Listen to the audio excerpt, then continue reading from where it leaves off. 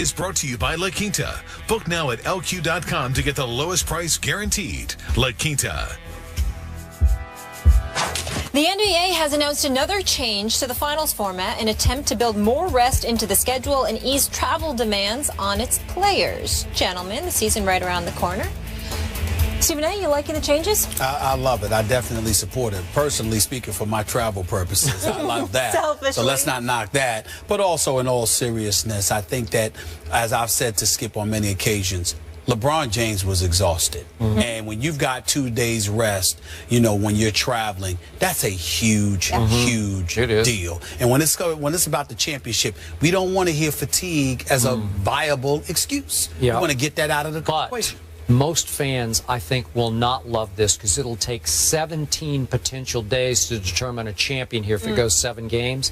But one team will love it, my San Antonio Spurs, because the added rest greatly increases their chances of winning yet another championship. Thank you very much. People who appreciate sports appreciate the fact that you're not going to have any excuses.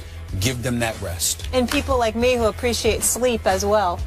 I couldn't stay up for Empire last night. That's all I have to say. It's very sad, gentlemen. Very, very sad. See y'all tomorrow, same time, same place.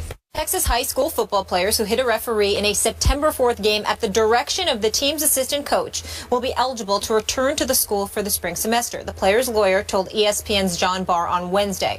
The two John Jay high school players, 15-year-old Victor Rojas and 17-year-old Michael Moreno, have been assigned to an alternative school as punishment and have been prohibited from even watching John Jay games as spectators. With credit for the time they have already spent at the alternative school, the boys will be eligible to return to John Jay when the semester starts on January 15th. And this just in. Mac Breed, the assistant coach from John Jay High School in San Antonio, who is accused of directing the two players to blindside an official during a game, has resigned, according to his attorney. Stephen A., from what you know now, are you okay with those two kids returning to school? I'm okay with them returning to school as long as they were not allowed to play football for the rest of the year, which appears obviously to be the case. They're not going to be allowed to play football for the rest of the year. For this year, obviously, they can return. They're 15 and 17 years of age. They did not kill someone, thank the good Lord. And so as a result of that, you think about America being a land of second chances, understanding that these are kids. You certainly want to punish them because you want to send the message to teenagers that this is not something that is allowed. There will be consequences from your actions, and the earlier you teach children that, the better. In this day and age, you shouldn't only be teaching that to children, you should also be reminding parents of that as well, because you don't want parents walking around acting like their children are victims when you just finished victimizing somebody else, because that makes you no better. In fact, it makes you worse, because you're the adult, which means you're supposed to know better, which means that if you're giving that kind of impression, you know you're even more reprehensible than the kids. But under no circumstances do I believe that the punishment on the part of the kids should exceed that of Mac Breed, the assistant coach, who ultimately told the kids to go after the official. I not only believe he should have resigned, I think he should have been arrested on the spot. You told the kids to go out there and assault an official. That's what you did. They had on helmets, they had on pads, they were behind the official's back, went up to him, one blindsided him, and the other tried to spear him. That is assault. There is no way around it. And the fact that an adult who happens to be a coach literally instructed the kids to do this, I believe he should be held even more accountable than the kids. I will give him credit for this. According to the reports, whether it was the head coach or the principal, I don't recall, he asked what was going to happen to these kids. When he was told that they were going to be expelled, he immediately came forward and said, I put them up to it. So in that regard, I applaud him from the perspective of he was willing to own up to it rather than throw them to the wolves. I do applaud him for that. The second he realized they were going to get punished for it, he stepped up and said it was me. But that doesn't negate the fact that he basically had these kids assault these officials. And as far as I'm concerned, I'm not saying he should spend 10 years in jail or something like that, but there should be an arrest on his record. He should be arrested for assault immediately. They should be knocking on his door today to arrest that man for having that official assaulted, regardless of whether he used the N-word and other racial epithets. I'm not excusing that official. That is inexcusable, and that official should be dealt with if indeed it was true, even though that official is categorically denying it.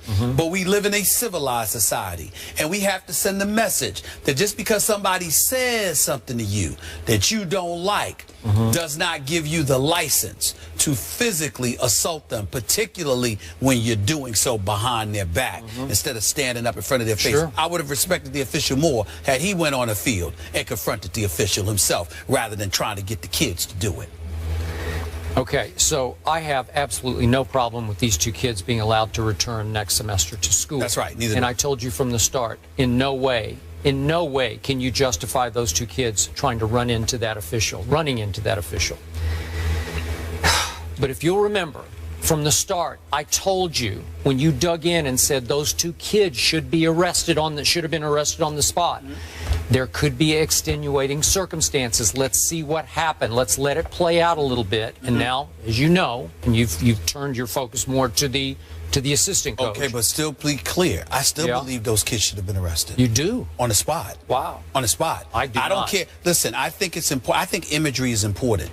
I think it's important for other kids. So you should arrest a 15 and a 17-year-old for following orders from their coach. I believe the kids, the other kids there, should have seen those two kids being taken away in handcuffs. I don't care if you let the kids out of jail in 2 hours. I think it's important for that imagery to allow kids to see what would have happened, what could happen to you if you engage in violence. Okay. That's what I still stand by that. I think you need to investigate first, find out exactly what just transpired.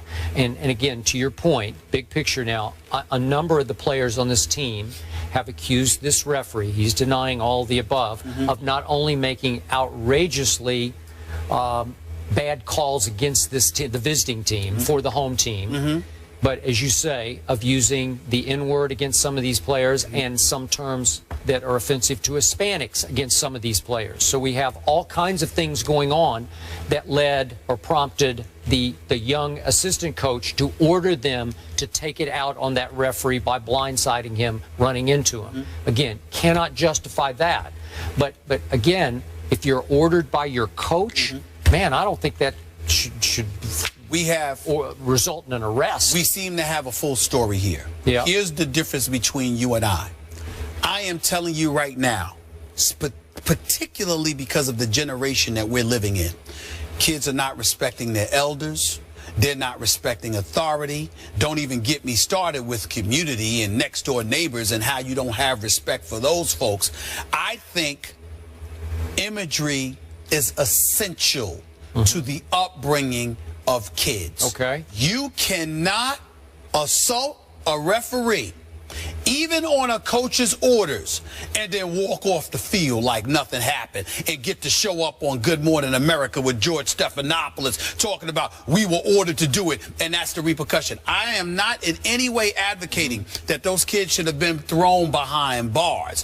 What I'm saying is it's incredibly important that they should have been arrested on the spot, even if it's something that's going to be expunged in a week. They should have been arrested on the spot, taken away by the cops for assaulting the police officer. The difference between my feeling about the kids and the coach is that I think after that you let them go, you keep them off the football team, but you allow them to return to school. Whereas with the coach, if you arrest them, they're going to spend at least one night in jail. That's fine. You can't get to the bottom of it. Ain't nothing wrong with one night. But the other part about it is this: that coach, I think that coach should be arrested. Okay, and that's treat fine. it like an adult who assaulted somebody. But remember, that is the difference. Kids are obeying and following the orders of a coach. One kid didn't, Skip. They were three of them that was told. One kid was wise enough. We're only talking about the two. Well, what I'm saying is one kid was wise enough to know better because of how, I don't know if how he was raised or just his natural intelligence. He was smart enough to know, look, I can't do that. I could get in trouble for that. The other two should have been. You're 15 and 17. You're not an adult, but you ain't some toddler. You knew better. You did it anyway. No, you're going to pay a price for that. You're going to pay a price for that. If I had a son and that been my son, I'd have whipped him. I'd have whipped him like he stole something. Okay, well, that's... And I don't even want to tell you what I would have done to the coach for giving him that order. Please. All right, let's leave it there. Drew Brees is banged up and the Saints are off to an 0-2 start, but will they turn it around? That's the discussion coming up.